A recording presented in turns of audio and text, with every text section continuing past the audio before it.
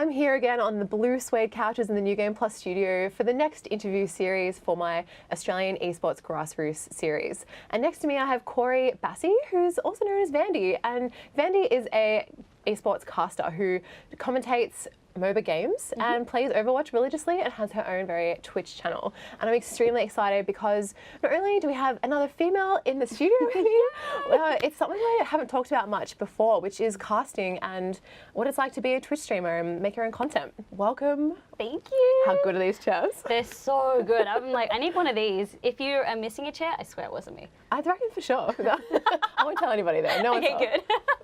I would love to start off with understanding about where your passion for gaming began and what's your favourite genre? Okay, no worries. So pretty much the love of gaming all began when I was young. Dad came home with an NES that he bought from like the flea sales or something. Yeah, and then after that it was a Sega Genesis, and it was because I had a bunch of cousins as well. So it'd be like they'd always come over, we'd all play together.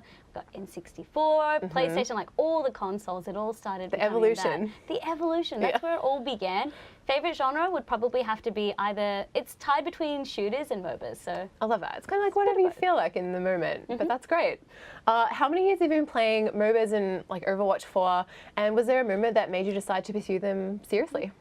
I guess I've just been playing them. It's too many years to count, really. Whenever Dota came out, I guess. Yeah. Which is years ago. And as for Overwatch as well, whenever that game came out, I pretty much jumped on board. I really just love those games because they're so engaging. Plus, you can be competitive, so there's a balance between playing with your friends, but also playing to, I guess, be the best in a way. I love that. And there's so much money that's invested into making them better constantly. And they listen to the community and really refined like the quality of the game to make you want to play it forever. Yeah. Yeah. I know that you love playing D.Va and in Overwatch. So what drew you to playing this character, and did you try many others before settling on her? There's a really funny story, okay? So when I first started playing the game, I was all in on Trace. I was like, D.Va, I feel like I should like her. I played her and I was like, this hero sucks. Like, I didn't like her at all. I was like, I should like her, I don't. Then when they changed her shield to make it a lot easier to use, I was like, okay, I'm gonna try her. The defense matrix has been changed.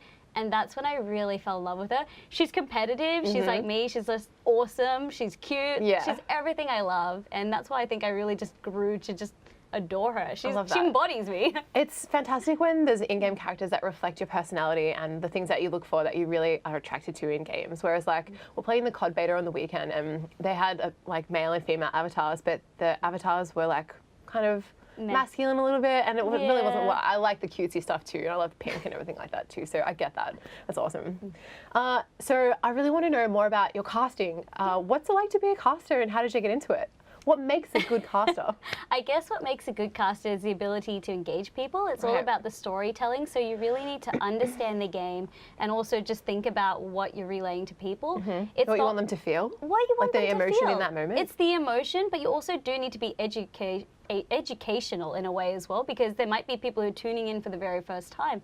I guess how I fell into it was that I had a couple of friends already doing it, and so it was something that I always kept in the back burner but never really tried until one day I was like, hey, I'm gonna give it a crack. I mean, I've got nothing else to lose. Games, it's fun playing them. I want to take it a different direction. I actually love that. To me, casting is like a really natural progression from if you're really competitive and you play all the time, and if you stop playing competitively, and I think it's a great, not backup position, the things to do, but it's a way to extend your passion for the game and give back to the community on a different level as well.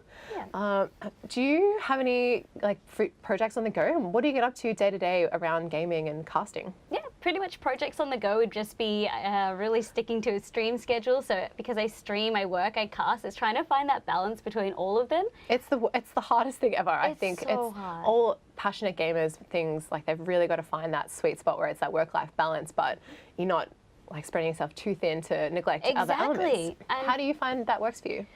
It's a bit hard because I got sick for about 3 weeks with like the worst virus I'd ever had. So that really chucked everything into the air for a bit where I wasn't really getting to stream as much. Even my work, I wasn't able to work. And I'm one of those people, if I'm not doing something, I get very like hard on myself. Like, you should be doing something. But with my work, I only work part-time, so it really helps. And casting, it's normally in the evening after work, and I tell my streamers as well if I am casting. So I've kind of found a way to really just make sure that if anyone wants to find me, they know where I am. Whether it be work, streaming, casting, it's about just, I really think, just having that communication there. Do you ever watch yourself back as like things that you've done in the past so you can get better at being a caster and identifying the weaknesses? It's really funny because as casters, you're always like, oh, we need to improve and get better. But there's nothing I hate more than just watching my VODs. I just cringe when I hear myself. And everyone's like, you did great. You watch yourself and you're just like, I said this wrong. Oh, I shouldn't have said that. Oh, I could have brought up that. Hey, I'm so self-critical too. I watch all our interviews back, especially when I'm doing links and things like that for the show. And the internal voice, you have to really quieten it down because you just love it. You do it for the love and the passion as well. Yeah. And that's how you get better. So it is the VOD removing. It's a necessary evil. 100%. Now, I did a lot of social media stalking, and I'm very good at that, just FYI. I've noticed you've got like over 2,500 followers on Twitch, which is actually a massive deal. How does that feel, and do you focus on creating content that will get subs, or how do you tailor your approach online? Yeah, I think anyone that streams, they wouldn't say that they do it to go for your subs or something. It's all about your community. I stream because these people here, they make me enjoy playing the game. Do they? Like how? Do they like comment and engage? They do. They comment and engage with you. They're there to share the fun moments. They're there to share the sad moments. Like if you're playing a single player game, it's so much more fun than just sitting there by yourself. That's so Especially true. because if you do get stuck, like when I was doing Dark Souls, that game is so hard. It's so like hard. if you were stuck running around for hours, you had your community where you're like, guys, I do need a hint. I don't want spoilers, but can you just help me get to the next part or give me some tips? Actually, I've streamed once and I had that exact same experience, but there's a line where to me, sometimes they may overstep or like interrupt. No spoilers. Just no spoilers. We don't want that. Agreed. Have you had any bad experiences, and can you talk me through that? Yeah, bad experiences. I think you always get a certain amount of like trolling and things, especially if you are a woman, like people being like. Do you really? How can you explain to me like a moment? Yeah, it's just people just trying to get the rises out of you. Like maybe they'll comment on your physical appearance, maybe they'll try to sexualize you and be like, oh, are you gonna like get your boobs out if I give you $1? And you're like, no. But it's very easy to deal with. They're all I can't help but laugh. That's like exactly. crazy. It's like 10-year-olds, and you're like, no, go back to Fortnite. 100%. I actually really find this interesting because I haven't interviewed many female Twitch streamers, but I really want to get a sense of like how intense that experience is for them just on a day-to-day basis, and it's really interesting to hear your perspective. What's your approach for creating your content? Like, do you just play whatever feels right in the moment, or do you play one game consistently to increase a fan base? I think because the games that I'm casting, you really need to be knowledgeable about them. So I really People try smell her out, they know. That's it. And you also want to make sure that you're playing the games on the regular, so if there's any new patches, new updates, you're across it all. And so I also try to it goes hand in hand. I play games that I like to cast, I cast games that I like to play, but also in terms of, I can't play one game for ages and ages and ages because it does kind of have a bit of that burnout effect. Yeah, 100%. So I am a variety streamer, and I think I can be a little bit sporadic where I'm like, oh, hey, today I'm going to pick up like a new game that I haven't even tried. And everyone's like, when did you get this game? Aren't we going back to the other game? And it's like, no, today we're doing this. I love that. What's your favorite game to play on stream? I think at the moment it would be Stardew Valley, just because the multiplayer. I'm so addicted to that game. Yeah, the multiplayer was just released and it's amazing. Like, I haven't played multiplayer before, actually. Play it and you'll love it. It's just such a relaxing game. So if I've been playing like Heroes of the Storm quite competitively, say if I lose a couple of games, I know it's time to take a bit of a break, and then I can just like get Stardew Valley and we just have a lot of fun. We even made like a backstory for my farmer. Really? Yeah, but it's really fun. That's the best. Like, I think Stardew Valley is perfect for that. I actually reviewed that game and fell in love as well. It's just like, it's just so very great. enjoyable. Very wholesome. I was literally, you stole the word right out of my mouth. Excellent. Have you gone to any international or interstate esports tournaments? And how do they compare, like overseas ones, how do they compare to the ones in Australia so far? Oh, okay. Well, I was lucky enough to be invited to help with the Western Clash, which was held in Katowice in Poland. Oh my God. Which was amazing. How did that come about? That was just, I guess, just the guy who runs a lot of the HOTS things reaching out and being like, hey, we want to foster some new talent. We think you're great. We'd like to try and invite you to this event, see how you go. And it was out of the blue. I was just like, wow, I didn't expect to get such a huge opportunity. That's massive. And I loved every moment of it. But I think what really sets apart these live events from even the interstate ones, because I go and do a lot of events with ESL, like finals and things like that, it's having that live audience there. And also just the scale of the events as well. It's just absolutely mind-boggling to think that this many people, they love gaming, they love esports, and they're passionate about it. Yes. There's a huge community out there. The hype is so real. I think it's contagious, especially at big tournaments like that. Absolutely. Where do you see the Australian esports scene going in a couple of years from now? I'd say we're hitting a massive stride. And I say in about 5 years, it's going to be huge.